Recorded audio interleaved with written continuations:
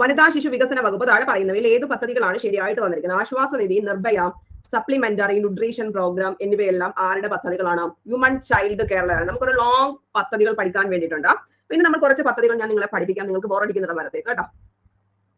Supplementary nutrition programme എന്ന് പറഞ്ഞു കഴിഞ്ഞാൽ അനുപൂരക പോഷക ഘടകങ്ങൾ. ഇത് മാത്രം പഠിക്കാത്ത ഇഷ്ടം പോലെ പദ്ധതികൾ നമുക്ക് പഠിക്കാൻ വേണ്ടിയിട്ടുണ്ട്. ഫസ്റ്റ് വൺ എന്തായിരുന്നു? ആശ്വാസ നിധിയാണ്. ആശ്വാസ നിധി എന്ന് പറഞ്ഞിരിക്കുന്നത് കേരളത്തില് ഏത് ഡിപ്പാർട്ട്മെന്റ് സ്റ്റാർട്ട് ചെയ്തതാണ്? വനിതാ ശിശു വികസന പദ്ധതി സ്റ്റാർട്ട് ചെയ്യുന്നതാണ്. എന്നാണ് വനിതാ ശിശു വികസന പദ്ധതി. ഇതിപ്പം നമ്മൾ കഴിഞ്ഞ ദിവസം ഒരു ക്വസ്റ്റ്യൻ പേപ്പർ ചെയ്യിപ്പിച്ചില്ലായിരുന്നോ?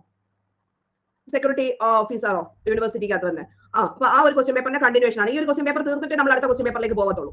ആശ്വാസ നിധി എന്ന് പറയുന്നത് അതിക്രമങ്ങൾ അതിജീവിച്ച സ്ത്രീകൾക്കും കുട്ടികൾക്കും ഗുരുതരമായ ക്ഷതങ്ങളോ രോഗങ്ങളോ ഉണ്ടാവാറുണ്ട്.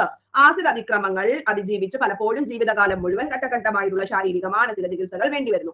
ഇത്തരത്തിലുള്ളവർക്ക് അടിയന്തര സഹായം എന്ന നിലയിൽ ആരംഭിച്ച പദ്ധതിയാണ് ആശ്വാസ നിധി. മനസ്സിലായോ?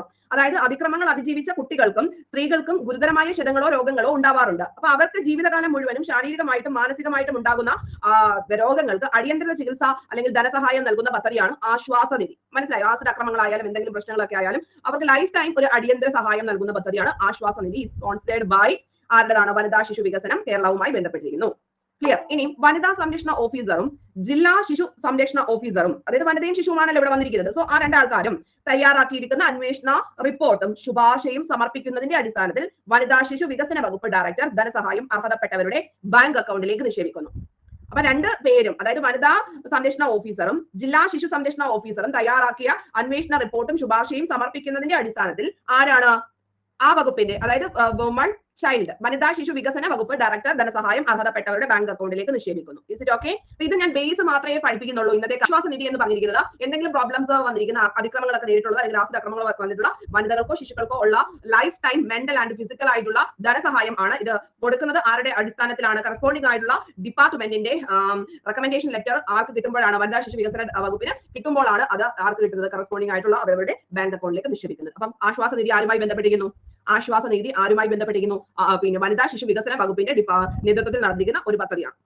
ക്ലിയർ ആയിട്ട് ഇമാജിൻ ചെയ്യാൻ പറ്റുന്നുണ്ടോ? എന്തുകൊണ്ടാണ് നമ്മൾ ഇത് പഠിച്ചത്? ഇവിടെ നമുക്ക് ഓപ്ഷൻ വന്നപ്പോൾ നമുക്ക് കൺഫ്യൂഷൻ ആയി. അതിന് വേറെ വല്ല ഡിപ്പാർട്ട്മെന്റോ മുഖ്യമന്ത്രിയൊക്കെ ആണോ കൊടുക്കുന്നത് എന്നൊക്കെയുള്ള കാര്യങ്ങൾ നമ്മൾ ദുരിതാശ്വാസ നിധിയൊക്കെ കണ്ടിട്ടുള്ളത് കൊണ്ട് ഇവിടെ തെറ്റാനുള്ള ചാൻസ് ഹൈ ആണ്. സോ ആശ്വാസ നിധി എന്ന് പറഞ്ഞിരിക്കുന്നത് സ്ത്രീകൾക്കും പിന്നെ കുട്ടികൾക്കും വേണ്ടിയിട്ടുള്ള ലൈഫ് ടൈം ആയിട്ട് ഓരോരോ ആവശ്യങ്ങൾ വരുമ്പോൾ ധനസഹായം നൽകുന്നതാണ് ആ ഒരു പദ്ധതി. അപ്പൊ അത്രയും ബേസ് ഇന്ന് പഠിച്ചാൽ മതി.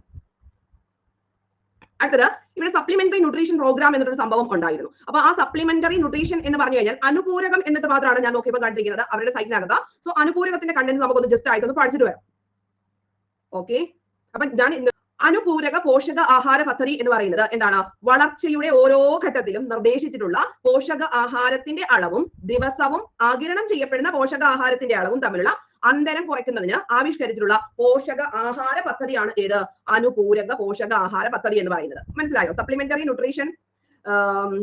ന്യൂട്രീഷൻ പ്രോഗ്രാം എന്ന് പറയുമ്പോൾ നമ്മൾക്ക് അറിയത്തില്ലേ, ഒരു 5 വയസ്സ് വരെയുള്ള കുട്ടികൾക്ക് ഇത്ര ഗ്രാം ഭക്ഷണം വേണം, അങ്ങനെ കുറച്ച് ചാർട്ടുകളൊക്കെ ഇതിന്റെ കൂടെ പഠിക്കാൻ വേണ്ടിയിട്ടുണ്ട്. ഇപ്പൊ നമ്മൾ ഇതിന്റെ ബേസ് മാത്രമേ പഠിക്കുന്നുള്ളൂ. ഈ പദ്ധതിയിലൂടെ 6 മാസം മുതൽ 6 വയസ്സ് വരെയുള്ള കുട്ടികൾ, ഗുരുതരമായ തൂക്കക്കുറവുള്ള കുട്ടികൾ, ഗർഭിണികൾ, മുലയൂട്ടുന്ന അമ്മമാർ എന്നിവർക്ക് അനുപൂരക പോഷക ആഹാരം ലഭ്യമാകുന്നു. അപ്പൊ ഈ കണ്ടന്റ്സ് എന്താണ്? അല്ലെങ്കിൽ ഇതിന്റെ ഗുണഭോക്താക്കൾ ആരാ എന്ന് ചോദിച്ചു കഴിഞ്ഞാൽ, അല്ലെങ്കിൽ അനുപൂരക പോഷക ആഹാര പദ്ധതിയുടെ ഗുണഭോക്താക്കൾ എന്ന് പറയുന്നത് 6 മാസം മുതൽ 6 വയസ്സ് വരെയുള്ള കുട്ടികൾ, ഗർഭിണികൾ, മുലയൂട്ടുന്ന അമ്മമാർ, ഗുരുതരമായ തൂക്കക്കുറവുള്ള കുട്ടികൾ. ജസ്റ്റ് ഇമാജിൻ ചെയ്യാൻ പറ്റുന്നുണ്ടല്ലോ ആർക്കൊക്കെയാണ് ഈ ഒരു പോഷകാഹാര പദ്ധതി മൂലം അല്ലെങ്കിൽ അനുപൂരക പോഷക ആഹാര പദ്ധതി മൂലം എന്ത് കിട്ടുന്നവര്? ആനുകൂല്യം കിട്ടുന്നവര് 6 മാസം മുതൽ 6 വയസ്സ് വരെയുള്ള കുട്ടികളും തൂക്കക്കുറവുള്ള കുട്ടികളും ഗർഭിണികൾക്കും മുലയൂട്ടുന്ന അമ്മമാർക്കും ആണ് ഈ പറഞ്ഞിരിക്കുന്ന സപ്ലിമെന്ററി ന്യൂട്രീഷൻ പ്രോഗ്രാമിലൂടെ ഇത് കിട്ടുന്നത്. എന്തിനു വേണ്ടിയിട്ടാണ്? ദിവസവും ആഹാരം പിന്നെ വളർച്ചയുടെ ഓരോ ഘട്ടത്തിലും നിർദ്ദേശിച്ചിട്ടുള്ള പോഷകാഹാരത്തിന്റെ അളവും. മനസ്സിലാവുന്നു? ആ ഒരു കീ പോയിന്റിലേക്ക് ശ്രദ്ധിക്കണം, അല്ലെങ്കിൽ സ്റ്റേറ്റ്മെന്റ് ക്വസ്റ്റ്യൻസ് വരും അവിടുന്ന്. അപ്പൊ അവിടെ നമ്മൾക്ക് തെറ്റിപ്പോകാനുള്ള ചാൻസ് ഹൈ ആണ്. സോ ക്വസ്റ്റ്യൻ വരുന്ന മെത്തേഡ് ഞാൻ പറഞ്ഞുതരാം, ശ്രദ്ധിക്കണേ. റെഡി അല്ലേ? പറയട്ടോ. ഓക്കെ, ശ്രദ്ധിക്കണം. ആ ഫസ്റ്റ് ഇവിടോട്ട് ശ്രദ്ധിക്കണം. ഞാൻ ഈ പറയുന്ന ഈ ഒരു പോയിന്റിലേക്ക്. ഈ കണ്ട് നിങ്ങൾക്ക് ഇപ്പം അറിയാം ഗുണഭോക്താക്കൾ ആരാണെന്നുള്ള കാര്യം നിങ്ങൾക്ക് ഇപ്പം അറിയാം. അതായത് നമ്മൾ അംഗൻവാടി ഓർപ്പിച്ചാൽ മതി, അവിടെ എന്താണോ കണ്ടന്റ്സ് വരുന്നത് അത് തന്നെയാണ് ഇവിടെ പറഞ്ഞിരിക്കുന്നത്. പിന്നെ അഡീഷണൽ ആയിട്ട് പറഞ്ഞിരിക്കുന്നത് തൂക്കക്കുറവുള്ള എന്നിട്ട് മാത്രമേ ഉള്ളൂ ഇവിടുത്തെ അഡീഷണൽ പോയിന്റ് എന്ന് പറയുന്നത്. മനസ്സിലായി? നമ്മൾ ICDS ഒക്കെ പഠിക്കുമ്പോൾ പഠിച്ചിട്ടുള്ളതല്ലേ? അത് തന്നെയാണ് ഇത്, കുറച്ച് വ്യത്യാസം വരുന്നുണ്ട്. അതായത് ഇനി പറയാൻ പോകുന്ന പോയിന്റ്, നമ്മൾ വളർച്ചയുടെ ഓരോ ഘട്ടത്തിലും നമ്മൾക്ക് പോഷകാഹാരത്തിന്റെ അളവ് പറഞ്ഞിട്ടുണ്ട്. ഇനി ദിവസവും നമ്മൾ ആഗിരണം ചെയ്യപ്പെടുന്ന പോഷകാഹാരത്തിന്റെ അളവും തമ്മിലുള്ള അന്തരം കുറയ്ക്കുന്നതിന് ആവിഷ്കരിച്ചിട്ടുള്ള പോഷകാഹാര പദ്ധതിയാണ്. അപ്പൊ അത് തമ്മിൽ എന്ത് ചെയ്യരുത്? ഒരു ഡിഫറൻസും ഉണ്ടാവരുത്. അതായത് നമുക്ക് വേണ്ട കണ്ടന്റും നമ്മുടെ ശരീരത്തിൽ ദിവസവും ആഗിരണം ചെയ്യുന്ന അളവും തമ്മിൽ യാതൊരുവിധ വ്യത്യാസവും വരാതെ ഇരിക്കാൻ വേണ്ടിയിട്ട് ആവിഷ്കരിച്ചിരിക്കുന്നത്. അതാണ് നമ്മൾ സപ്ലിമെന്ററി, അഡീഷണൽ എന്നൊക്കെ പറയത്തില്ലേ? എന്തെങ്കിലും ഡിഫറൻസ് ഉണ്ടെങ്കിൽ, അതായത് ഒരു കുട്ടിക്ക് 50 ഗ്രാം പ്രോട്ടീൻ വേണം, പക്ഷേ ആ കുട്ടിക്ക് 40 ഗ്രാമേ കിട്ടുന്നുള്ളൂ ഡെയിലി കഴിക്കുന്നത്. അപ്പൊ ആ 10 ഗ്രാമിന് നമ്മൾ എന്ത് ചെയ്യുന്നുണ്ട്? അഡീഷണൽ ആയിട്ട് ഉള്ള സപ്ലിമെന്ററി കൊടുക്കുന്നുണ്ട്. അതാണ് ഏത്? ഈ അനുപൂരകം എന്ന് പറയുന്നത്. ആ ഒരു ഡിഫറൻസ് കുറയ്ക്കാൻ വേണ്ടി, വെറുതെ എല്ലാവർക്കും കൊടുക്കുന്നില്ല, എന്തെങ്കിലും ഡിഫക്ട്സ് ആ ഒരു പോഷക ആഹാരത്തിലെ അളവും അതും തമ്മിലുള്ള ഒരു ഡിഫറൻസ് മെയിൻറ്റെയിൻ ചെയ്യാൻ വേണ്ടിയിട്ട് ആവിഷ്കരിച്ചിരിക്കുന്ന പദ്ധതിയാണ്. Is it okay? ഐഡിയ കിട്ടിയോ? ഇങ്ങനെ ചോദിച്ചു കഴിഞ്ഞാൽ ഇത് ഓക്കെ ആണ്. അതാണ് അനുപൂരകം. ഇപ്പൊ നമ്മൾ പറയുന്നില്ലേ, പഠിക്കാൻ പറ്റാത്ത കുട്ടികൾക്ക് സ്പെഷ്യൽ ട്യൂഷൻ അങ്ങനെയൊക്കെ പറഞ്ഞിട്ടുള്ള സംഭവങ്ങൾ വരുന്നില്ലയോ? അതായത് ആ ചില സബ്ജക്ട് ആയിരിക്കും ചില കുട്ടികൾക്ക് പറ്റാത്തത്. അപ്പൊ അവരെ സംബന്ധിച്ച ഒരു ഡിഫക്റ്റ് ആണ്. അപ്പൊ ആ ഒരു ഡിഫക്ട് പരിഹരിക്കാൻ വേണ്ടി നമ്മൾ സ്പെഷ്യൽ ട്യൂഷൻസ് ഒക്കെ കൊടുക്കുന്നുണ്ട്. അപ്പൊ ആ ഒരു കണ്ടന്റ്സ് പറയുന്നത് പോലെ സപ്ലിമെന്ററി ആയിട്ട് നമ്മൾ കൊടുക്കുന്ന കണ്ടന്റ് ആണ് അതെന്ന് പറയുന്നത്. ഓക്കെ, അടുത്തതിലേക്ക് പോട്ടെ. ഇത് രണ്ടും നിർഭയ നിങ്ങൾക്ക് അറിയാവുന്നതാണ്. അപ്പൊ നമുക്ക് ഇന്ന് പുതിയ 2 പദ്ധതികൾ പഠിക്കാം. ഇപ്പൊ നമ്മൾ ആശ്വാസ നിധി പഠിച്ചു, എന്താണ് എന്നുള്ളത്, ആസിഡ് ആക്രമണങ്ങൾ പോലെയുള്ള സംഭവങ്ങളും അവർക്ക് മെന്റലി ആൻഡ് ഫിസിക്കലി ഉള്ള ധനസഹായം നൽകുന്ന പദ്ധതിയാണ്. ഇത് ന്യൂട്രീഷൻ റിലേറ്റ് ചെയ്തിട്ടുള്ള കാര്യവും നമ്മളിപ്പോൾ പഠിച്ചു. ഓക്കെ, ഇനി ഞാൻ 2 പുതിയ പദ്ധതികളൂടെ പഠിക്കുകയാണ്. അത് എന്തിനു വേണ്ടിയിട്ടാണ്? അതായത് പരീക്ഷയ്ക്ക് ഇവിടം വരെ ക്വസ്റ്റ്യൻ വന്ന സ്ഥിതിക്ക് അടുത്തതായിട്ട് അവർ എന്തായിരിക്കും എഴുതുന്നത്? ഒരിക്കലും ഈ ചോദ്യം അല്ല എഴുതുന്നത്, ഇതിന്റെ അപ്പുറത്തെ കണക്റ്റഡ് പോയിന്റ്സ് വേണം നമ്മൾ പഠിക്കാൻ വേണ്ടി. ചോദ്യവും ആൻസർ മാത്രം പഠിച്ചു വെച്ചിട്ട് ഒരു കാര്യമില്ല. അതിന്റെ അപ്പുറത്തും ഇപ്പുറത്തുള്ള എല്ലാ പോയിന്റ്സും പഠിക്കുമ്പോൾ മാത്രമേ നമ്മൾ ഒരു ടോപ്പിക് ക്ലിയർ ആയി പോകത്തുള്ളൂ.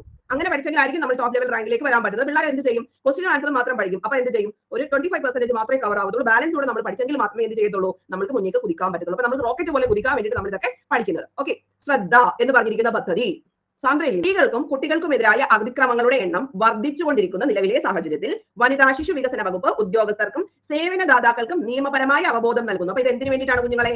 നിയമപരമായ അവബോധം ആർക്ക് നൽകുന്നു? ഉദ്യോഗസ്ഥർക്ക് നൽകുന്നു. മനസ്സിലായോ? അതായത് ഇവരെയൊക്കെ പ്രാക്ടീസ് ചെയ്യിപ്പിക്കാൻ വേണ്ടിയിട്ട് എന്ത് ചെയ്യണം? ഇവർക്ക് ബോധം വേണ്ടേ? അപ്പൊ അവർക്ക് ട്രെയിനിങ് കൊടുക്കുന്നു. ആ പദ്ധതിയാണ് ശ്രദ്ധ. അതായത് നമ്മൾ ഉദ്യോഗസ്ഥർക്ക് ട്രെയിനിങ് കൊടുക്കുന്നു മറ്റവരെ ഹാൻഡിൽ ചെയ്യാൻ വേണ്ടിയിട്ട്. എന്തിനു വേണ്ടിയിട്ട്? നിയമപരമായിട്ടുള്ള കാര്യങ്ങൾക്ക് വേണ്ടിയിട്ട്. അതായത് ചില നമ്മളിപ്പോ പറഞ്ഞിട്ടില്ലേ, സെക്യൂരിറ്റി ഓഫീസർ അല്ലെങ്കിൽ പ്രൊട്ടക്ഷൻ ഓഫീസർ, വനിതാ ശിശു വികസന വകുപ്പ്, അങ്ങനെയൊക്കെ പറഞ്ഞ് വനിതാ കമ്മീഷനൊക്കെ ബന്ധപ്പെട്ട് നമ്മൾ കുറെ കാര്യങ്ങൾ സ്പെഷ്യൽ ലോസിനകത്തൊക്കെ പഠിച്ചിട്ടുണ്ടല്ലോ ഇല്ലേ? അപ്പൊ ആ സ്പെഷ്യൽ ലോസ് ഒക്കെ പറയുമ്പോൾ ഇത് കറക്റ്റ് ആയിട്ട് മജിസ്ട്രേറ്റിന് കൊടുക്കണോ, സെക്യൂരിറ്റി ഓഫീസർക്ക് കൊടുക്കണോ, പ്രൊട്ടക്ഷൻ ഓഫീസർക്ക് കൊടുക്കണോ, ജില്ലാ കളക്ടർക്ക് കൊടുക്കണോ? അപ്പൊ കറസ്പോണ്ടിങ് അതോറിറ്റിയിലൊക്കെ ചെയ്യണമെങ്കിൽ അവിടെ ഇരിക്കുന്ന ഉദ്യോഗസ്ഥർക്ക് എന്ത് വേണം? ബോധം വേണം. എവിടുത്തെ? വനിതാ ശിശു വികസന വകുപ്പ് ഉദ്യോഗസ്ഥർക്കും സേവനദാതാക്കൾക്കും നിയമപരമായ അവബോധം നൽകുന്ന പരിപാടിക്ക് പറയുന്ന പേരാണ് ഏത്? ശ്രദ്ധ.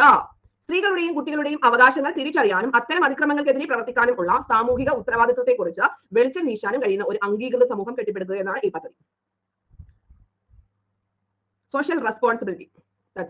ഐഡിയ കിട്ടിയല്ലോ? അത്ര മതി.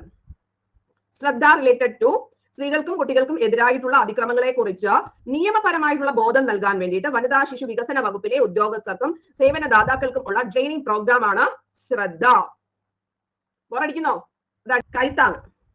സ്ത്രീകൾക്കും കുട്ടികൾക്കും എതിരായി അതിക്രമങ്ങളുടെ എണ്ണം വർദ്ധിച്ചതിന്റെ പശ്ചാത്തലത്തിൽ ഇത്തരം അതിക്രമങ്ങൾ തടയുന്നതിനുള്ള പ്രതിരോധ നടപടികളാണ് കൈത്താങ്. പ്രോത്സാഹിപ്പിക്കുന്ന വിവിധ സർക്കാർ വകുപ്പുകൾ വിവിധ മേഖലകളിൽ കൂട്ടായി പ്രവർത്തിക്കുന്നു. അതായത് ഇറ്റ്സ് വെരി ഇമ്പോർട്ടന്റ്. ഒരു പ്രാവശ്യം പരീക്ഷയ്ക്ക് വന്നാണ്. കുടുംബശ്രീ, ആശാ വർക്കേഴ്സ്, മഹിളാ പ്രധാൻ ഏജന്റുമാർ, ജനമൈത്രി പോലീസ്, യൂത്ത് ക്ലബ്ബുകൾ, റെസിഡൻസ് അസോസിയേഷൻ തുടങ്ങിയവയ്ക്കൊപ്പം ഒരു പ്രതികരണ സംഘം രൂപീകരിക്കുന്നതിന് ഈ വകുപ്പുകൾ ഉൾപ്പെടുത്തിയിട്ടുണ്ട്. അതായത് സ്ത്രീകൾക്കും കുട്ടികൾക്കും എതിരായ അതിക്രമങ്ങളുടെ എണ്ണം വർദ്ധിച്ചതിന്റെ പശ്ചാത്തലത്തിൽ ഇത്തരം അക്രമങ്ങൾ തടയുന്നതിനുള്ള പ്രതിരോധ നടപടികൾ പ്രോത്സാഹിപ്പിക്കുന്നതിനായി വിവിധ സർക്കാർ വകുപ്പുകൾ വിവിധ മേഖലകളിൽ കൂട്ടായി പ്രവർത്തിക്കുന്നു. സർക്കാർ വകുപ്പുകളുടെ കൂട്ടായ പ്രവർത്തനമാണ് ഏതെന്ന് പറയുന്നത്?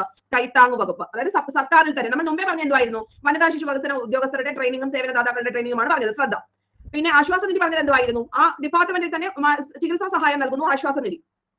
കൈത്താങ് എന്ന് പറഞ്ഞാൽ എന്താണ്? നിങ്ങൾ ഇപ്പം സർവീസിൽ കയറുന്ന സമയത്ത് നിങ്ങളുടെ ഡിപ്പാർട്ട്മെന്റ്, ഇപ്പൊ നിങ്ങൾ റവന്യൂ കയറുവാണ്, അല്ലെങ്കിൽ നിങ്ങളിപ്പം പിന്നെ ഏതെങ്കിലും ഡിപ്പാർട്ട്മെന്റ് ആയിക്കോട്ടെ, ആ ഡിപ്പാർട്ട്മെന്റിൽ കയറുമ്പോൾ ആ ഡിപ്പാർട്ട്മെന്റ് തമ്മിൽ ഒരു വിങ് ഉണ്ടാവും.